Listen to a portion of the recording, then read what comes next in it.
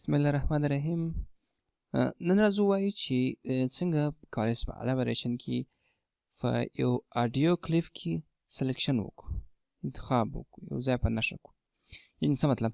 که چیرې تاسو یو آډیو کلیپ ولرئ، په هغه کې مثلا ډول مختلف اوازونه وي او هغه کې غواړئ چې تاسو پر مشخص اوازونو باندې یا د هغه آډیو کلیپ پر یو مشخص یا په نښه سوي ځای باندې څه وکړئ، یا یو افیکټ اپلای کړئ، یا په هغه کې یو ځای انتخاب کړئ، سلیکټ کړئ، هغه یا ډیلیټ کړئ، یا یې والیم ور پورته کړئ، یا یې ورکښته کړئ.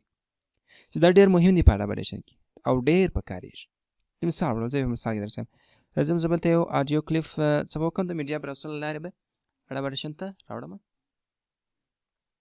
نو تاسو وګورئ ما یو آډیو کلیپ راوړ الابریشن ته، چې دا کلیپ تاسو وګورئ سټیریو چینل لري، یعنی لیفت او رایټ دواړه دي. صحیح شو؟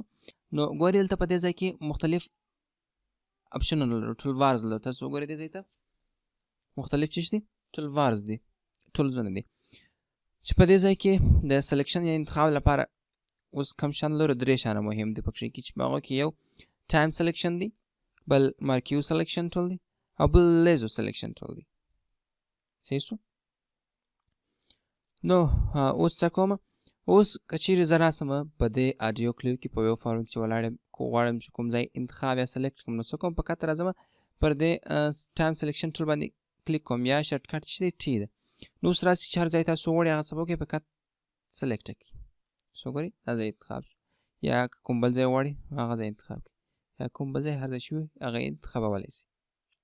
که چیرې د مثال ډول اوس راسي وګورئ زه داسې دا ځای انتخابوم، نو وګورئ هغه پلی هیر به خپله څه شي د سلیکشن و سر ته به راسي. اوس که چیرې زه سپیس وم نو فقط دا سلیکشن به ماته پلی شي. وګورئ فقط هغه کوم ځای چې ما سلیکټ کړي واز به هغه راته پلی شي، همداسې هر ځای کې وغواړئ. صحیح شو؟ دا د څه کار دی؟ د ټایم سلیکشن کار دی. که چیرې زه راسم دلته لکه تېره ورځ کې چې ما درته ویل سپیکټرل فریکونسي ډسپلی ده، که چیرې زه دا کلیک وکړم فریکونسي ډسپلی ورته راخلاصه کړم، نو وګورئ که څنګه چې زه لکه څنګه چې زه دلته ځای انتخاب کړم سلیکټ کړم، نو هلته مو وګورئ څه کېږي، هماغسې ځای به راته په نښه یا انتخاب شي. نو اوس زه کولی شم چې دغه انتخاب شوی ځای یا ډیلیټ کړم، یا یو والیم ورڅخه وکړم قرار کړم، یا په زور کړم امپلیتیود. صحیح شو؟ یا څه وکړم کوم خاص افیکټ پر اپلای کړم پر دې سلیکشن ځای باندې. مثال که چیرې په یو آډیو کلیپ کې 2 یا 3 کسه خبرې کوي او تاسو وغواړئ چې د یو کس پر خبرو باندې یو خاص افیکټ اپلای کړئ، یا د هغه کس خبرې یا قرار کړئ یا تر نورو په زور کړئ، نو د سلیکشن څخه بیا استفاده کېږي. او د هغه څخه وروسته بیا لرو مارکیو سلیکشن ټول دی.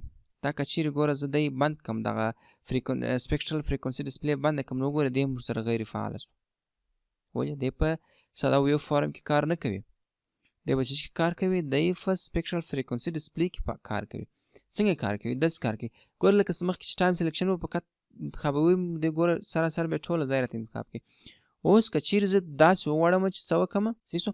اوس که چیرې زه مارکیو ټول انتخاب کړم، نو اوس تاسو وګورئ چې زه په خپله خوښ سره مستطیل شکل یا مربع شکل انتخاب کولی شم.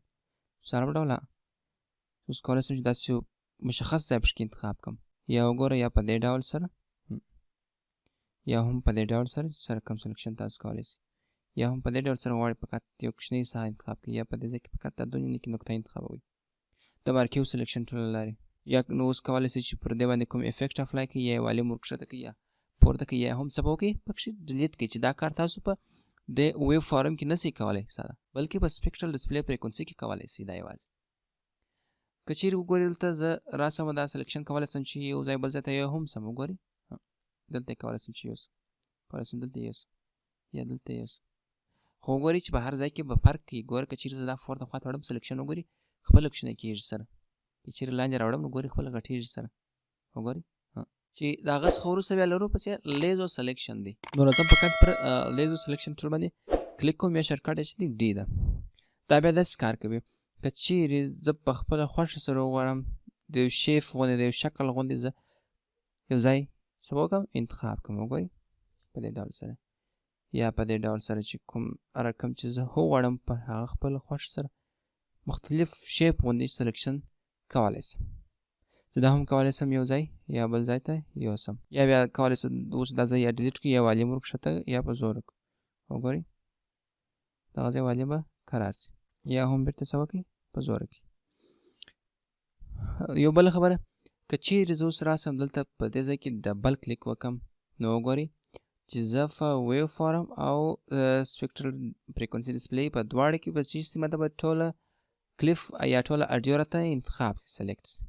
یا که چیرې زه راسمه اوس زه به د بیرته کنټرول زیډ کوم چې صحیح دی. اوس که چیرې زه راسمه د زوم له لارې د یو څه زوم کومه